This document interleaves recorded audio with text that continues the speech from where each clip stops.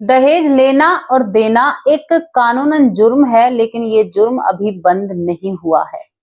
और यहाँ पर दोस्तों एक ताज्जुब की बात ये है कि जो बड़े घर के लोग हैं, जिनके पास पैसा ज्यादा है, वही इस चीज को ज्यादा बढ़ावा देते हैं, वही दहेज लेते भी हैं और देते भी हैं।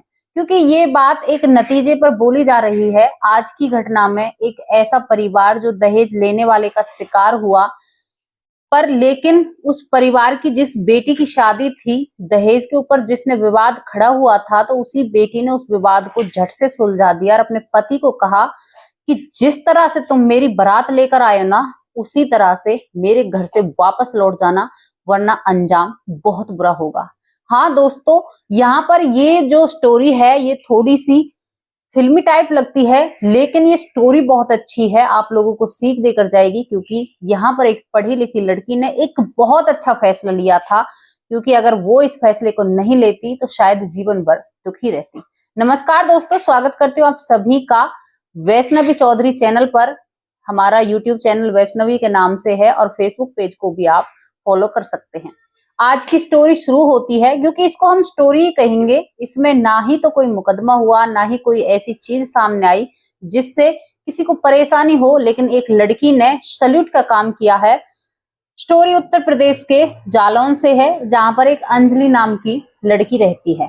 अंजलि के पिता नोएडा में एक कंपनी में मैनेजर हैं और परिवार इतना अच्छा है कि घर में पैसों की कोई भी दिक्कत नहीं है। अंजलि का एक भाई है, माता है, पिता है, कुल 4 लोगों का परिवार है। 4 सदस्य इनके परिवार में है और ये बहुत अच्छे से अपने परिवार में रहते हैं। अंजलि स्कूल जाती है, पढ़ती है, दिन पर दिन बड़ी हो जाती है और अब अंजलि शादी के लायक हो जाती है। पिता जब अपनी बेटी को देखता है ना, तो वो सोचता है कि भाई अब हमारी बेटी शादी के लिए हो चुकी है, तो क्यों ना इसकी शादी करा दें।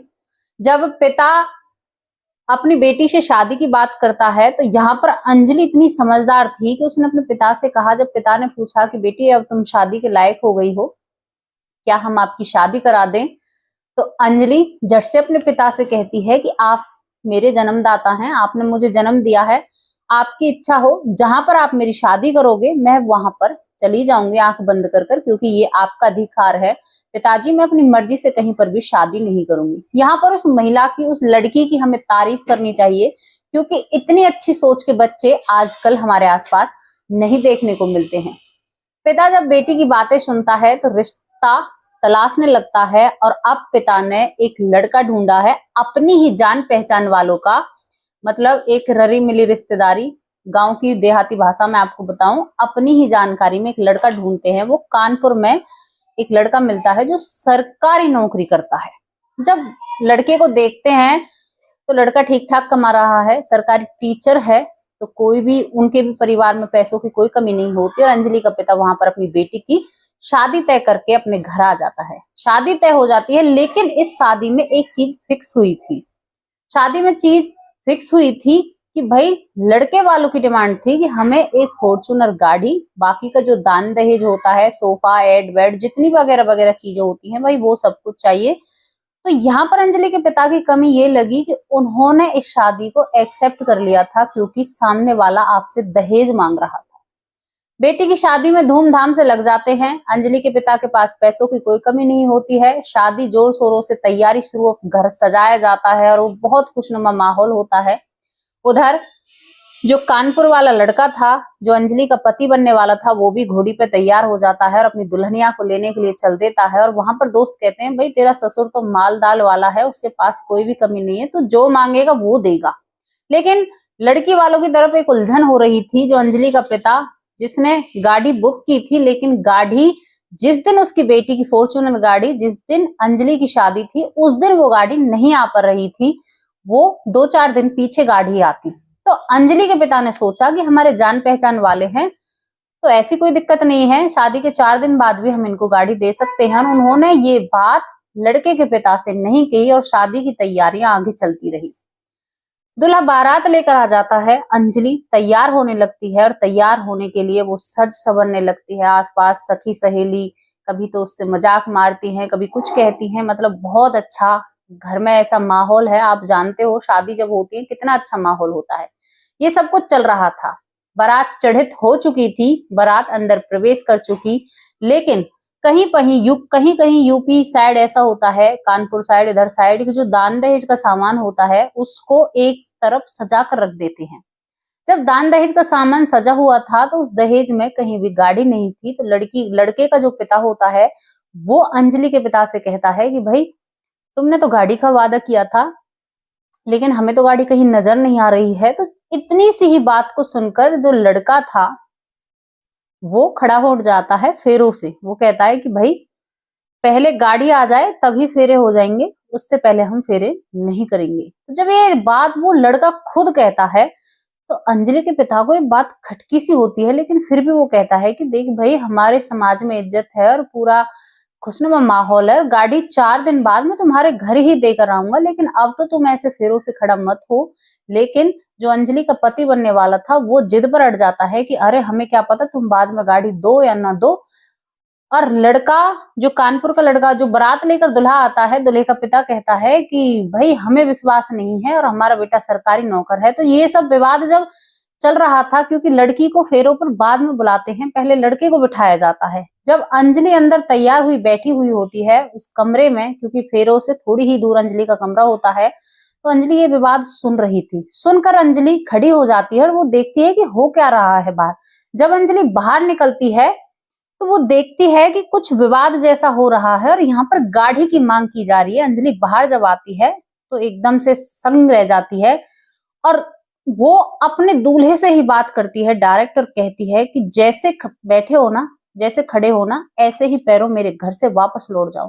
तुम्हारी हिम्मत कैसे हुई ऐसे भरे लोगों में हमसे दहेज मांगने की? अगर तुम आज ऐसे हो तो अगर मैंने आज तुमसे शादी कर ली तो शायद मेरा कल बहुत बुरा होगा। और अंजलि यहाँ पर सावधान हो जाती है और कहती है कि उल्टे पांव दौड़ लो, वरना मैं तुम्हारे साथ इतना बुरा करूंगी कि तुम जिंदगी भर याद रखोगे। अंजलि जब ये शब्द कहती है तो बारात उल्टा लौटने के लिए तैयार हो जाती है और सभी लोग कहते हैं कि लड़की ने बहुत अच्छा फैसला लिया है। और लड़की का पिता बेटी के कंधे पर हाथ रख के कहता है कि तू मेरी बेटी नहीं बेटा है, बहुत समझदार है बेटी, ये रिश्ता हमने अपनी मर्जी से किया था। बारात वापस लौट जाती है। जो दुल्हा था वो जब गांव में जाते हैं तो एक बात पूरे गांव में आग की तरह फैल जाती है। लोग सब उन पर थू थू करने लगते हैं कि भाई दहेज के लालची लोग, मतलब उन पर टोन किसी जाती है, वो उनका जीना हराम हो जाता है। अब धीरे धीरे समय निकलता रहता है तो जो ये दूल्हे राजा थे, जो सरकारी नौकर थे, अब इनकी नौकरी छूट जाती है। नौकरी क्यों छूट जाती है? क्योंकि इन्होंने किसी की लड़की को छेड़ दिया था। उस केस में ये जेल जाता है, वहां से ये अपनी नौकरी से हट जाता है और अब इनके दिन बुरे आने शुरू हो चुके थे, क्योंकि 3 साल उस बात को निकल चुके और परिवार में बहुत दिक्कतें आने लगी थी जो अंजलि का दूल्हा बनने वाला था। ये सब चीजें होती हैं। अब अंजलि 3 साल बाद, जो शादी का रिश्ता टूटा था, जो शादी टूटी थी, उसके 3 साल बाद अंजलि बैंक में मैनेजर बन जाती है। उधर जो सरकारी नौकर था, इसका पति बनने वाला था, वो अब एक डीजे की दुकान पर, मतलब एक दुकान पर काम करने लगता है। तो उसके कारण उसे बैंक में अपना खाता, मतलब उसे अपना खाता खुलवाने के लिए उसी बैंक में आना पड़ता है जिस पर अंजलि काम करती है। जब वो बैंक में आता है तो अंजलि उसकी तरफ देखती है कि भाई तू तो वो ही है जिसे फॉर्च्यूनर गाड़ी चाहिए थी, क्योंकि अंजलि को भी पता था कि इसकी नौकरी छूट चुकी है, अब ये बिल्कुल बेरोजगार है और इसको बहुत सारी परेशानियां उठानी पड़ रही हैं। जब अंजलि उससे कहती है तो लड़का अपनी गर्दन नीचे झुका लेता है, क्योंकि वो 3 साल से यही सब कुछ झेल रहा था जो अंजलि उससे कह रही थी। अंजलि कह रही थी कि हाँ, भाई तुम्हारे पास तो पैसे बहुत होंगे, हमारे बैंक इतना बड़ा नहीं है जो तुम्हारे पैसे हमारे बैंक में आ सके, क्योंकि आपके पास बहुत पैसे होंगे सर, आप यहाँ से जा सकते हैं। और अंजलि उसका खाता नहीं खोलती है और उसको वहां से भी भगा देती है, क्योंकि अंजलि को बहुत बुरा लगा था उस वक्त, जिस वक्त उस लड़के ने उसके साथ ऐसा किया। अब धीरे धीरे समय निकल रहा है। अंजलि का पिता कहता है कि बेटी देख, शादी तो करनी है, अगर तेरी किसी से, मतलब अगर तू किसी से राजी है या कोई लड़का तूने पसंद कर रखा है तो उसे हमें बता दे, हम तेरी उससे शादी करा देंगे। लेकिन अंजलि हंसते हुए कहती है कि नहीं पापा, मैंने कोई पसंद नहीं कर रखा, लेकिन अब जिससे मैं बोलूंगी आप मेरी उससे शादी करना। क्योंकि वहां पर अंजलि की बुआ के लड़के का एक दोस्त होता है, परिवार रिश्ते में ही आता है, और वो बहुत गरीब थे। उनके घर में कुछ ज्यादा खास था नहीं, रोज कमाते थे और रोज खाते थे। अंजलि ने उस लड़के को पसंद किया, कहा कि पिताजी पैसे तो मैं ही बहुत कमा रही हूँ, लेकिन मैंने एक दो बार देखा है, उसका नेचर और स्वभाव बहुत अच्छा था। अंजलि के कहने पर अंजलि के माँ बाप उसके घर जाते हैं। जब उस लड़के के घर जाया जाता है, जो बुआ के लड़के का दोस्त होता है अंजलि के का, तो वो सभी खड़े हो जाते हैं देखकर कि भैया आज आप लोग हमारे घर कैसे आए हैं। तो वहां पर जब अपनी बेटी की बात चलाते हैं, तो जो लड़के वाले हैं वो कहते हैं कि हम इतने लायक नहीं हैं, आप कहाँ और हम कहाँ, हमारा तो रोज का कमाना है और रोज का खाना है। तो अंजलि का पिता कहता है कि मेरी बेटी अच्छी खासी नौकरी करती है, हम यहाँ पर धन दौलत ढूंढने नहीं आए हैं, हम एक रिश्ता ढूंढने आए हैं। और रिश्तों की कदर उनको ही होती है साहब, जिन्हें रिश्तों की अहमियत पता हो या उन्हें पता हो कि रिश्ते जीवन में कितने जरूरी होते हैं। पैसे का अंधा इंसान कभी भी किसी का सगा नहीं हो सकता। शादी फिक्स की जाती है, शादी हो जाती है। अंजलि और वो लड़का बड़े ही धूमधाम से रहते हैं, एक फैमिली में रहते हैं, परिवार को बहुत अच्छे से रखते हैं। आप यकीन नहीं मानोगे, अंजलि और उसका पति इतने अच्छे से रहते हैं कि शायद वो उस लड़के के साथ नहीं रह सकती थी जो सरकारी नौकरी वाला था। पैसों की भूख हमें इतना अंधा कर देती है कि हम घर आई हुई लक्ष्मी को भी वापस कर देते हैं। बहुत केसों में देखा है साहब, बहुत लोग ऐसे होते हैं जो दहेज के ऊपर रिश्ते पर रिश्ते वापस करते हैं, और कोई लड़की उन्हें पसंद ही नहीं आती, क्योंकि आज जमाना ऐसा हो चुका है, लड़के वालों के भी मतलब डिमांड होती है। और आप लोगों को एक बात कहनी थी कि हमारे भारत में ही ये सब कुछ ज्यादा चल रहा है, क्योंकि यहाँ पर बेटी, जब बाप अपनी बेटी को देता है तो वो तो अपनी सहूलियत से और अपने मन से चीजों को देता है, लेकिन अब इन चीजों का लोगों ने गलत इस्तेमाल करना शुरू कर दिया है। अब दहेज इतना ज्यादा मांगा जाता है, इतना ज्यादा किया जाता है, वो भी चुपचाप, बिना कानून को पता चले या बिना पंचायत को पता चले लोग आपस में लेन देन कर लेते हैं। और लड़की वाले देते भी हैं और लड़के वाले लेते भी हैं, ये जायज बात है और सही बात है। और बाकी आपको भी पता है, समझदार है, सभी लोग समाज में रहते हैं, उठते बैठते, सभी को सब कुछ पता है, लेकिन कोई किसी के खिलाफ बोल नहीं सकता। इस चीज को कम करना होगा, इस चीज को हम और आपको ही खत्म करना होगा। अगर हम ऐसा नहीं करेंगे तो ये चीजें बढ़ बढ़कर जाने कहाँ पहुंच जाती हैं, और कई लोगों की तो इन चीजों में जान चली जाती है। क्या कहोगे इस स्टोरी के ऊपर, क्या कहोगे इस घटना के ऊपर? अंजलि ने कैसा फैसला लिया? ये अंजलि की कहानी थी, एक समझदार लड़की, पढ़ी लिखी, समझदार, अच्छे मन वाली।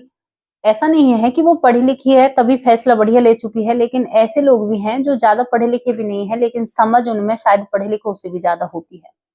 अंजलि की तरह स्ट्रांग बनिए, अपने आप को समाज में साबित कीजिए, मजबूत कीजिए, अपने घर परिवार को अच्छे से रखिए। कल फिर हाजिर होंगे एक और ऐसी ही सच्ची स्टोरी के साथ। और दोस्तों, आपके सपोर्ट की काफी जरूरत है। जितने भी लोग हमसे जुड़े हैं, हमें प्लीज सपोर्ट कीजिए, फेसबुक पेज पर भी सपोर्ट कीजिए, ताकि हम ऐसी ही अच्छी और रियल स्टोरी आप लोगों के सामने ला सके, समाज को जागरूक कर सके। नमस्कार, जय हिंद, जय भारत। अपना और अपने परिवार का ख्याल रखिए और एक नई सोच के साथ अपने आप को आगे